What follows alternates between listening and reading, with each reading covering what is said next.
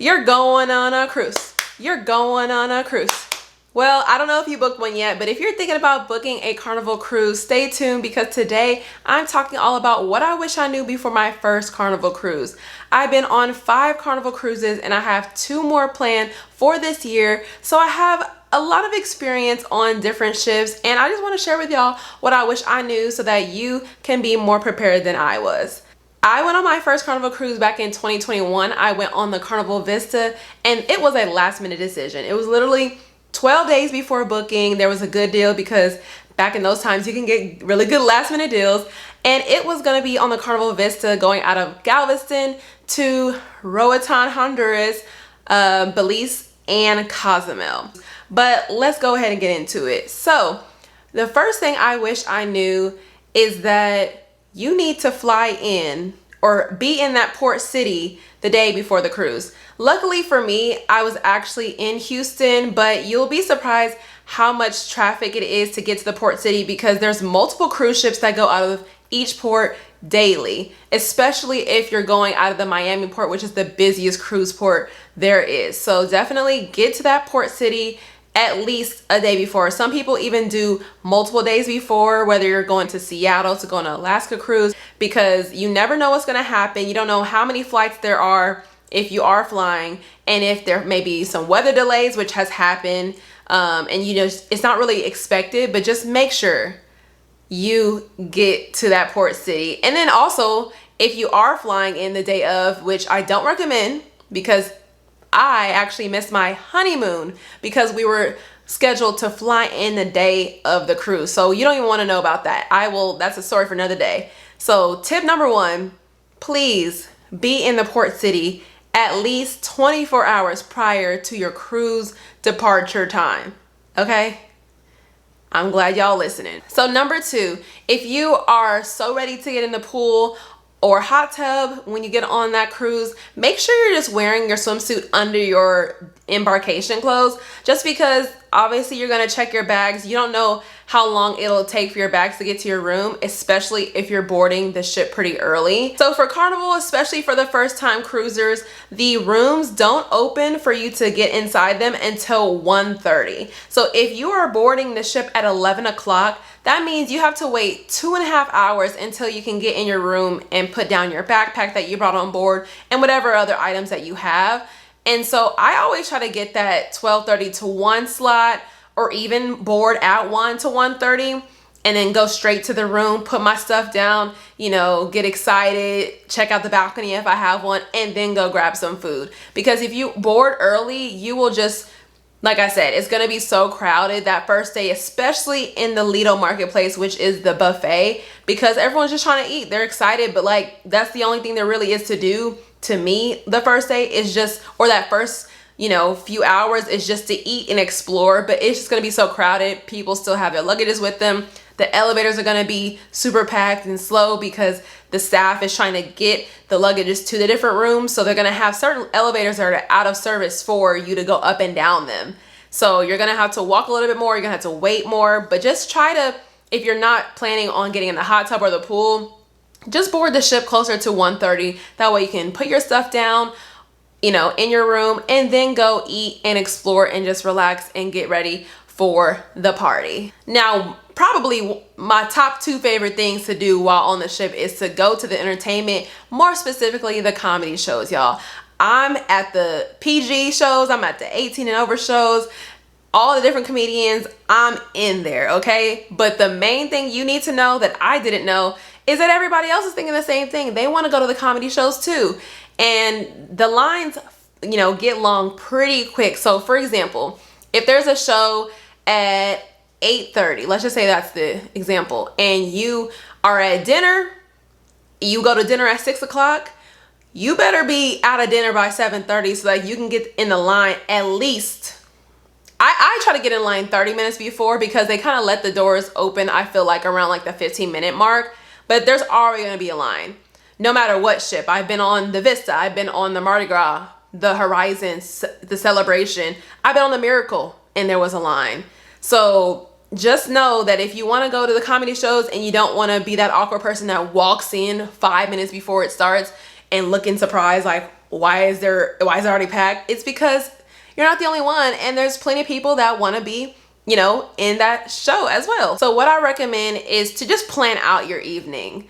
If you want to go to dinner and then the comedy show and then a, like, you know, so I would always say plan out your evening around what you care about the most. So if you care more about the comedy shows than the actual production shows, then make sure you're waiting for that, because the production shows, there's plenty of seating for that. I will say on the Carnival Excel class ships, which is the Mardi Gras, the Celebration, and the Jubilee, the center stage area is kind of hard to see from most, like a lot of the angles. So if you don't get a seat like that, you have full visibility, you know, in there, then you may not enjoy it because you can't see that well. Like, it's just an awkward way they have it set up compared to on the ships before that, all the older ships, which aren't old, but like just the ones that aren't the Excel class ships, they have a full theater where, you know, you can basically see from every angle. So make sure if you are interested in the comedy shows that you are in line, someone is holding your spot in line or something, because you will walk in there and may not get a seat. Obviously they have you standing, like there's some standing room as well, but you may get split up from the person you're with, whether that's your, you know, person you're in a relationship with, your family. Like, you just can't also hold seats for everybody. Like, it's just, everyone's gonna look at you crazy, like, what are you doing? Because over time, if those people don't come, people are just gonna sit there and they're not gonna care that you were holding the seat. So Carnival doesn't say you can't hold seats, but the other passengers are gonna look at you crazy if you're trying to, especially for a big party compared to just one person. So another thing I wish I knew before my first Carnival cruise was to just explore the ship, especially when it comes to the spa services. You're gonna be like, oh, it's time to relax. I want a massage. I want this service. But to me personally, I've never booked them, but they do, I have recognized that they will lower the prices of the services towards the end of the sailing. So if you're super anxious and want to book something ahead, by all means, go ahead and book it on the first day. But just know someone's going to get a better deal than you when it's like the last sea day before you leave. So just think about it. If you want to treat yourself, by all means, like, I get it. Like, you may have waited to go on this cruise your whole life. This may be your literal first vacation ever, and you want to do it all. That's great. Just know if you're too ready to spend that money, then you may miss out on some other deals. On the other hand, I do say book as many things early as possible. Not necessarily the spa services, but more so your excursions. I would say book those as early as possible, as well as specialty dining, just because once you're on board, that's when everyone starts to book everything. And then the options of times for specialty dining will decrease, as well as the excursions will sell out. Some excursions sell out before the cruise even starts. So if you're, you know, trying to decide what to do and you're with other people, just book it and then decide later, because you can always like get a refund before, but if it's like within the 24-hour mark, you're not able to get a refund. But I would always try to book the excursions, you know, before you are on board. That way you already have it and you're not just spending just because you're there. And when it comes to excursions, you don't have to get an excursion in every single port. Whether you have 3 ports or you have 5 ports, some ports you're good to just walk around, chill. It may just be a lot if you're doing something at every single port. So just balance it out. See if it's your first time and you haven't even experienced it, maybe just do 1 excursion out of the 3. But if you're like, hey, I don't feel like I'm gonna go on a cruise anytime soon, then yeah, go ahead and do all 3. But just make sure you try to book them ahead. That way you're not limited on the options of the excursions. Another thing that I wish I knew before getting on a Carnival cruise was I need to make sure I have some Band-Aids. I need to make sure I have some Advil, Tylenol, some type of over-the-counter pain medication just in case I may have a headache. Also, make sure you have sunglasses and a hat, because more often than not, you may be at a Caribbean destination, a hot place. Now, if you're in Alaska, by all means, you don't need a sunglasses or a hat, obviously, but you still will want some hand sanitizer, some over-the-counter pain medication just in case. You may have some cramps, you may have a headache. You know, they have these things in the ship at the shops, but of course you're gonna pay a higher price.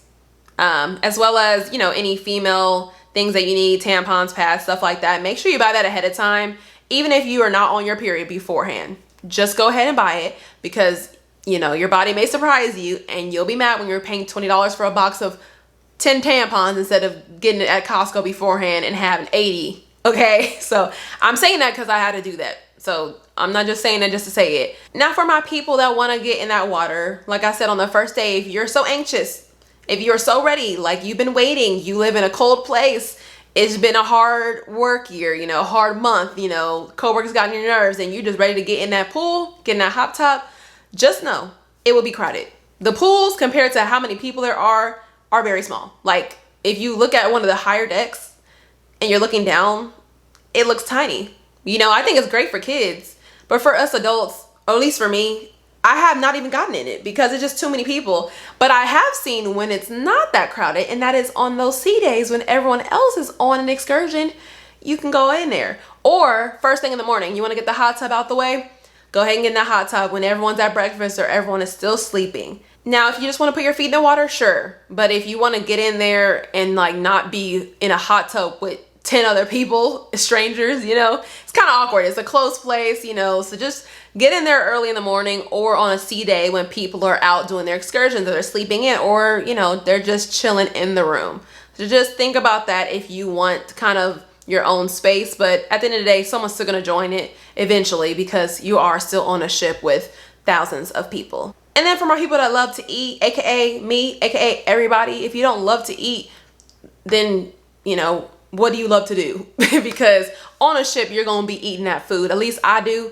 I'm not a big fan of the Lido buffet. I don't like buffet food no matter what cruise line it is. But you can eat as much as you want, literally.